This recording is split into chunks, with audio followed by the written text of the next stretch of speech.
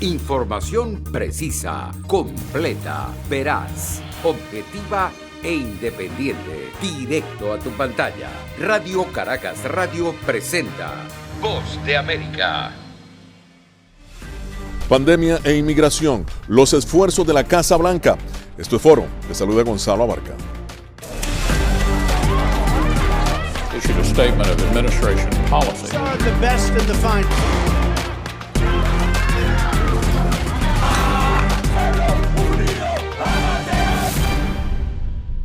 Haciéndose eco de su promesa de campaña, el gobierno del presidente Joe Biden anunció una serie de medidas relacionadas al combate de la pandemia. El virus continúa doblegando a Estados Unidos y la recuperación económica de la nación depende de una atinada política de salud pública que controle y erradique el COVID-19.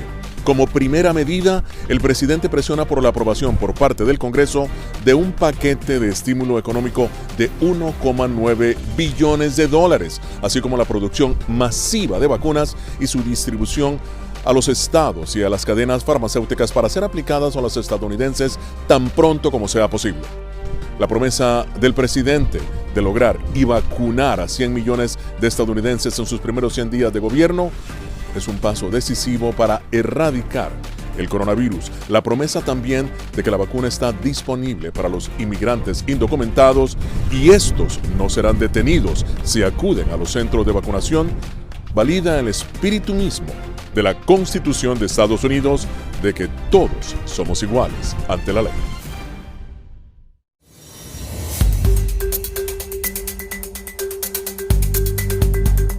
Esta semana en Estados Unidos, el presidente Joe Biden firmó varios decretos ejecutivos dirigidos a revertir, como dijo en sus propias palabras, las contraproducentes políticas migratorias del expresidente Donald Trump. Destaca un ambicioso plan para reunificar a más de 600 niños que fueron separados de sus acompañantes adultos en la frontera con México. Para esto, ha dirigido órdenes al secretario de Seguridad Nacional, Alejandro Mayorkas, y funcionarios de la Casa Blanca dijeron que la propia primera dama, Jill Biden, podría ser parte del equipo de trabajo encargado de estas acciones de reunificación.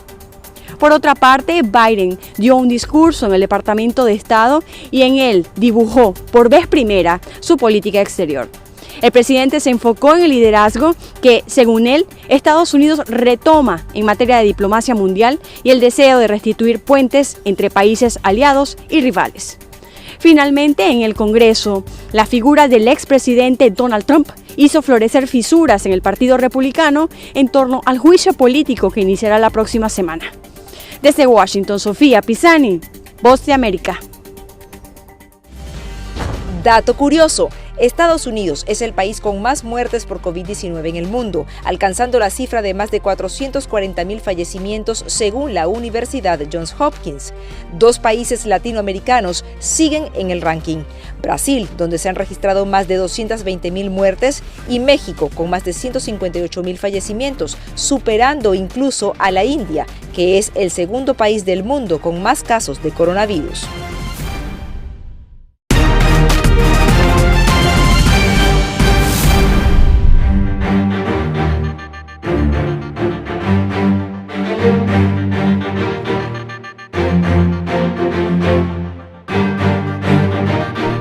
Continuamos con Foro de la Voz de América. La pandemia de COVID-19 sigue siendo un tema prioritario para la administración del presidente Joe Biden. En esta parte del programa conversé con el doctor Carlos Torres Viera, médico infectólogo del Instituto de Enfermedades Infecciosas del sur de la Florida. Hablamos del proceso de vacunación en Estados Unidos y cuáles son los pasos a seguir para poder decir que la pandemia está al menos bajo control. Bueno, el más grande desafío que todavía tenemos es controlar esta pandemia y tratar de reducir las muertes a lo máximo y las complicaciones a lo máximo. Y en eso la vacuna nos viene al dedo, porque estamos confiando en la vacuna. Creemos que tratar de obtener esa llamada inmunidad de rebaño que siempre mencionamos sin vacuna produciría una muerte exorbitante. Entonces es un gran compromiso con el problema de vacunación que incluye la parte industrial, por decirlo así, que es la producción de la vacuna, la parte científica en términos de la producción, en términos de los estudios con respecto a la vacuna, y después tiene una gran parte de aceptación de la población para aceptar que realmente la vacuna es efectiva, es segura y que merece la pena colocarse la vacuna. El presidente Biden prometiendo 100 millones de vacunas en los primeros 100 días. Tú, trabajando en un hospital que tienes todos los días contacto directo con estas personas, ¿crees que eso es factible? Mire, yo sí creo que es factible, pero el problema es lo contrario. El problema es que esa cifra no es suficiente. Si uno se pone a pensar que vamos a vacunar 1 millón de personas por año, por día, eso implica que vamos a tener para vacunar el 70-80% de la población, 260 millones de personas aproximadamente. Nos tendríamos que llevar hasta septiembre vacunando y todavía en ese momento estamos vacunando nada más el 80% de la población, que es bastante, pero no es lo ideal. Carlos, la cepa de Sudáfrica, la cepa del Reino Unido, casos en Brasil también, ¿cómo evitar o cómo hacer que las vacunas puedan enfrentar precisamente, puedan inmunizar contra estas nuevas cepas? ¿Cuál es el gran desafío científico, tú como médico? Mira, la gran paradoja ahí es que si logramos vacunar rápidamente y entonces a través de la vacunación y las medidas que hemos estado utilizando de distanciamiento social, logramos frenar la transmisión, entonces lograríamos frenar esas cepas. Mientras más estemos sin vacunarnos, sin inmunización y permitiendo la transmisión del virus, estas cepas no solo esas que hemos mencionado, sino nuevas cepas van a seguir apareciendo. Estas 3 cepas aparecieron independientemente, no fue una continuación de la otra, sino simplemente son cepas independientes y eso va a seguir pasando. Tenemos ahora una pregunta de TN23 de Guatemala. En medio de la pandemia, ¿cuáles medidas particulares de cuidado pueden adoptar las poblaciones vulnerables, como los migrantes o refugiados, que no son adoptadas como parte de las medidas sanitarias de los territorios donde se encuentran? Carlos, tu respuesta. Mira, el problema con estas poblaciones inmigrantes que están retenidas en la frontera o que están cruzando frontera y que se convierten en ciudadanos ilegales en determinados países donde cruzaron, es un problema tanto político como es un problema de salud pública. Obviamente es una población que no está haciendo las protecciones adecuadas, no puede tener el distanciamiento social y que está viviendo en áreas de aglomeración. Entonces es una población altamente susceptible para adquirir la infección y no solo adquirir la infección, para crear brotes en esas áreas. El problema para el país que las recibe es que la mayoría de los países, y como lo estamos viendo incluso hasta en los Estados Unidos y en Europa, no tenemos suficiente vacunas ni siquiera para los connacionales. Entonces se convierte en un problema político de cómo suplir de vacunas también a esa población que no nos pertenece o darles vacuna antes de darle la vacuna a nuestros propios ciudadanos. Es un problema ético importante a nivel mundial, porque la realidad es que a menos que nosotros vacunemos a la población mundial, el riesgo de que esta infección le siga apareciendo incluso en aquellos países que consigan una alta vacunación va a ser muy alta. Lo que estás diciendo es que esto es un combate no nacional, sino mundial, porque de nada sirve que los estadounidenses todos estén vacunados cuando en México solo el 20% está vacunado. ¿Es así? Es correcto, eso es así. Si usted no está vacunado, lo hemos visto con otras epidemias, lo vimos con la epidemia de viruela, lo vimos con la epidemia de polio, lo hemos visto con la epidemia de sarampión. Cuando deja de haber gente vacunada, esa gente va a viajar, va a comunicarse, y el virus se va a transmitir. Otro punto muy importante es que cuando nosotros estamos pensando en estas cepas que responden menos a la vacuna, como la cepa surafricana, aunque nos vacunemos aquí en los Estados Unidos, la realidad es que si la epidemia sigue en otros países, esas cepas van a seguir surgiendo y hay la posibilidad de que esas cepas también entren en esos países que sí se vacunaron y produzcan un brote infeccioso porque la respuesta inmunitaria pudiera no ser tan adecuada. ¿Por qué, Carlos, en algunos continentes la efectividad de la vacuna es más alta que en otros? ¿Qué es lo que existe ahí? Mira, ahí fue que realmente la vacuna, tenemos que recordar que algunas vacunas empezaron a experimentarse mucho antes que otras. En el caso de la vacuna de Pfizer y Moderna se experimentó en los Estados Unidos, se experimentó en Europa y en ese momento no teníamos estas cepas que han surgido que son un poco más resistentes. En el caso de las nuevas vacunas que han sido reportadas, Johnson & Johnson, la vacuna de Novavax, son vacunas que hicieron estudios incluso particularmente en Sudáfrica, donde hay una cepa que es la que menos responde inmunológico, o sea, desde el punto de vista inmunológico.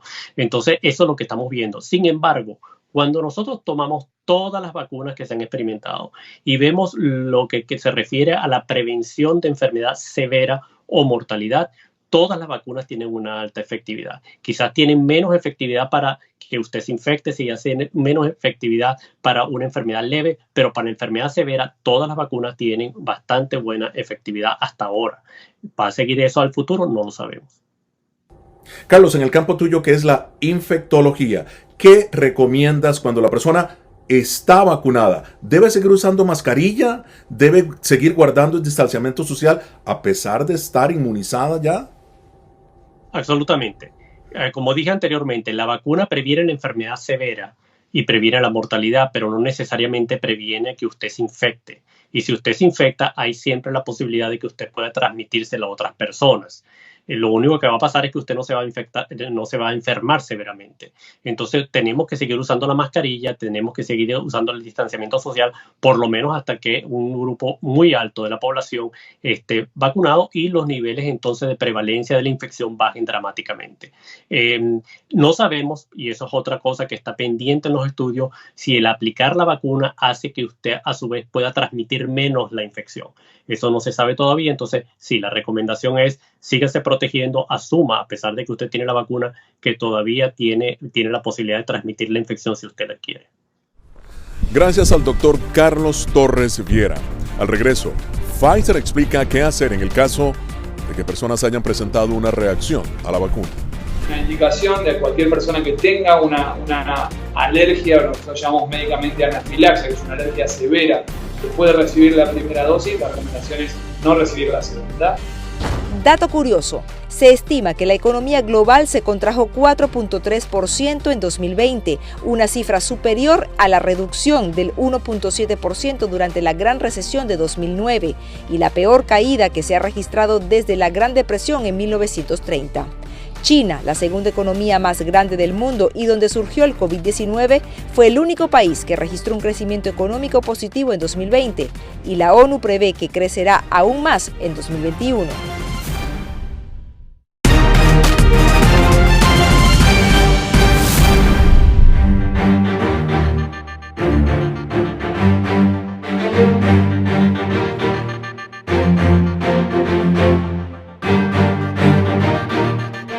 En medio de la lucha contra la pandemia de COVID-19, la vacuna representa prácticamente la única herramienta de combate. Solo haberla concebido en menos de un año ha sido un gran logro. Y a pesar de las dudas que puedan surgir sobre su efectividad, los científicos confían en que gracias a ella el coronavirus podrá ser derrotado. Cristina Caicedo Smith conversó con el doctor Alejandro Cané, jefe de la División de Estudios Científicos y Médicos de Pfizer. Veamos. La vacuna que se está aplicando en este momento se está aplicando a las personas mayores, al personal médico y se está evitando aplicarse a personas que tengan alergias, de pronto que tengan enfermedades que sean inmunodeficientes. ¿Ustedes están estudiando estos casos para poder de pronto eventualmente poder aplicar estas vacunas a estas personas que tengan de pronto alergias severas? ¿Están haciendo estos análisis? Como parte del estudio se excluyó personas que tuvieran algún grado de inmunocompromiso, es decir, que las defensas no funcionaban bien, pacientes con cáncer, pacientes que recibieran terapias que les bajan las defensas, por ejemplo artritis reumatoidea o enfermedades reumatológicas, o pacientes que estuvieran en tratamiento quimioterápico o con una enfermedad como el VIH, pero en forma no controlada. Entonces, esas personas, nosotros estamos ahora, en este momento, empezando a hacer estudios para ver cómo la vacuna es eficaz y segura en ese grupo de pacientes para que tener datos de seguridad y eficacia que permitan tener una recomendación basada en la ciencia para ese grupo de pacientes. Sin embargo, lo que te puedo decir es que el CDC, el ACIP, publicó recomendaciones de uso en cuanto se ve el riesgo y el beneficio de vacunar personas con estas condiciones que sabemos no tienen la recomendación de la autoridad regulatoria, pero que muchas veces es importante tenerlas vacunadas. Y respecto de las reacciones alérgicas, esto es muy muy importante. Nosotros en el estudio clínico, como es de público conocimiento, no encontramos reacciones adversas graves en las personas que participaron del estudio. Sin embargo, ha habido muchos reportes de casos de personas que tuvieron reacciones alérgicas, algunas leves, otras moderadas y otras más importantes, ninguna fatal, gracias a Dios, después de recibir una o dos dosis de nuestra vacuna o de la vacuna de ARN mensajero de Moderna. Razón por la cual hay una indicación de cualquier persona que tenga una alergia, o lo que nosotros llamamos médicamente anafilaxia, que es una alergia severa, después de recibir la primera dosis, la recomendación es no recibir la segunda. Y después, si uno tiene una alergia alimentaria o algún medicamento, no hay ninguna recomendación de no vacunarse. Por el contrario, es muy importante que esas vacunas sean aplicadas y que las personas le puedan decir a la persona que está aplicando la vacuna, pero que vayan tranquilamente y pidan la vacuna porque no hay ninguna contraindicación para hacerlo. Mientras se aprobó esta vacuna de emergencia, ustedes todavía continúan los estudios en Latinoamérica. ¿Cuáles han sido los hallazgos y también cuáles han sido los retos? Bueno, nosotros, como tú sabes, el estudio global de eficacia y de seguridad para ver que nuestra vacuna frente al COVID-19 demostraba seguridad y eficacia se llevó a cabo en 6 países en el mundo, en Estados Unidos, en Turquía, en Alemania, en Argentina y en Brasil. Y lo que encontramos es que en estos 44.000, más de 44.000 sujetos que enrolamos de 16 años en adelante inicialmente, después, como tú sabes, bajamos la edad a los 12 años de edad, que es una información muy importante también, la vacunación en niños más pequeños, y encontramos que la vacuna era 95% eficaz, independientemente de la edad, del sexo, de la raza, de la etnicidad y la geografía donde se llevó a cabo el estudio. Eso es muy importante porque muestra que es una vacuna que se puede usar en forma global, y con datos de seguridad que la hacen comparable con cualquier otra vacuna que se utiliza en ese grupo de edades. Es así que la FDA dio la autorización de emergencia en diciembre del año pasado y a partir del 13 de diciembre se empezó a vacunar en los Estados Unidos y, como tú sabes, está autorizada para uso a nivel global. Creo que las enseñanzas que tenemos de este estudio son muchas. La primera es que hemos aproximado el desarrollo de una forma de trabajo conjunto con la autoridad regulatoria, en lugar de hacer lo que se hacía antes de la era COVID, de vacunar, hacer un estudio de fase 1, fase 2 y fase 3 en forma escalonada. Lo que hicimos fue un estudio combinado de fase 1, 2 y 3 que nos permitió acelerar mucho los pasos, completando cada uno de los pasos que la autoridad regulatoria nos pidió, asegurando seguridad y eficacia, pero permitiendo que en 9 meses, parece medio increíble, pero en 9 meses tener una vacuna segura y efectiva y que ojalá ayude a cambiar el curso de esta pandemia. Doctor, explíquenos por qué cuando se hace un estudio de vacuna se inicia probando en la población más adulta. ¿Por qué después se empieza con la población más joven? ¿Cree usted que de pronto Pfizer en los próximos meses estará haciendo pruebas, como usted lo mencionaba, en población aún más joven, de pronto de los 12 años para abajo? Las vacunas en general se desarrollan en el grupo de población que sufre una determinada enfermedad. Como tú sabes, el COVID es una enfermedad democrática, universal, no entiende de razas ni de edades y afecta a niños y adultos, pero al comienzo de la pandemia lo que vimos era que las poblaciones más afectadas, con mayor número de casos y más severamente afectadas, eran las poblaciones de adultos mayores de 65 años, pero desde los 18 años en adelante. Por eso es que se comenzó el programa de desarrollo clínico en esa edad. Sin embargo, los datos que hemos visto en los últimos meses y en el día de ayer el ACIP del CDC presentó una sesión dedicada a la enfermedad en pediatría. Hay un montón de casos en niños de todas las edades, con enfermedades incluso graves en algunos niños, sobre todo en aquellos que tienen enfermedades de base, enfermedad pulmonar, enfermedad cardíaca, enfermedad de las defensas, lo que hace que la vacunación en pediatría sea una cosa muy importante. Nosotros, como parte del estudio de fase 3 de finalización de eficacia y seguridad, incluimos niños de 12 años a 15 años y toda esa información esperamos que pueda ser sometida a la FDA para su consideración próximamente, y estamos planificando comenzar en la segunda parte de este año con estudios en niños menores de 12, entre los 11 y los 5 años, y después ir bajando hasta tener la información de seguridad y eficacia en todas las edades de la vida. Dato curioso, más de 90.8 millones de dosis de vacunas contra el COVID-19 han sido administradas en 62 países con una tasa diaria de aproximadamente 4.34 millones. Entre los países con la mejor distribución de vacunas se encuentran Israel, seguido de los Emiratos Árabes Unidos, que ya vacunó una quinta parte de sus 10 millones de habitantes. Sin embargo, expertos afirman que la mayoría de la población mundial tardará años en inmunizarse.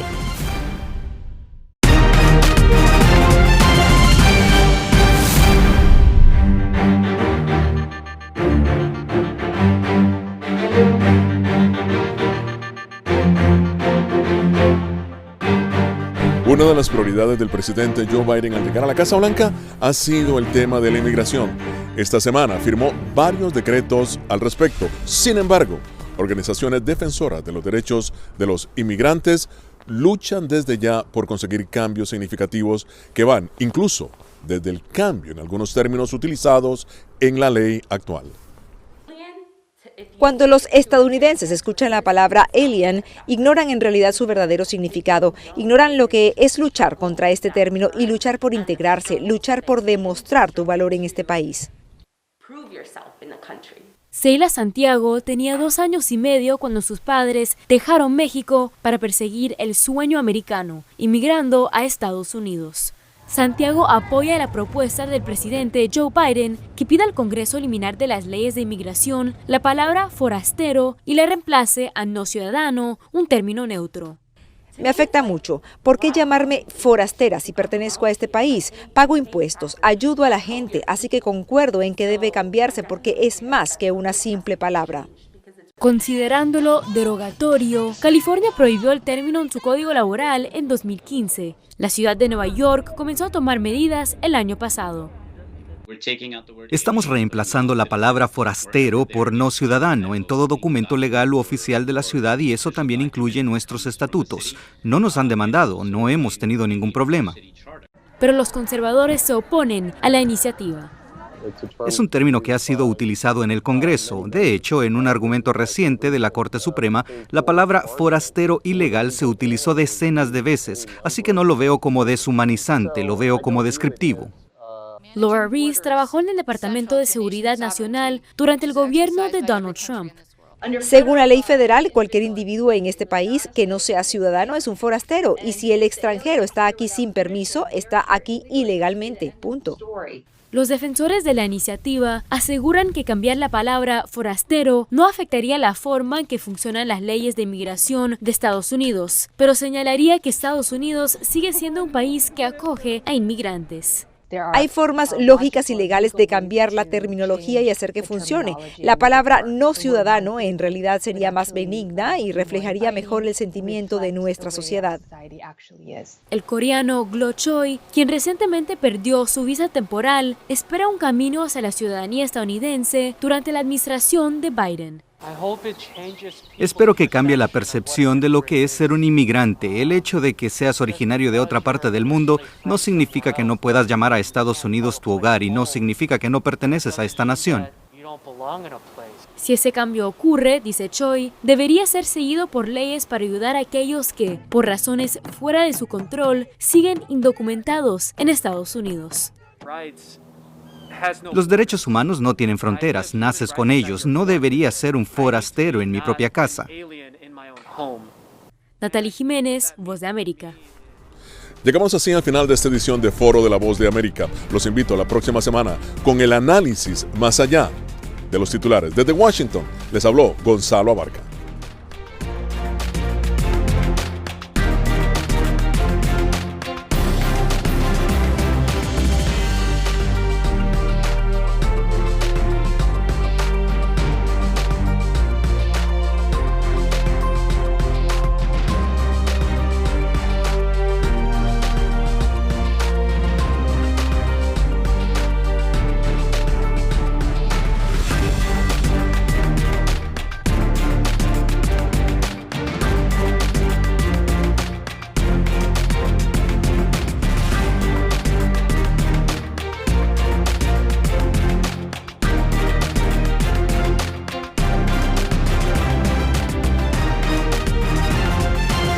Información precisa, completa, veraz, objetiva e independiente. Directo a tu pantalla. Voz de América en RCR 750.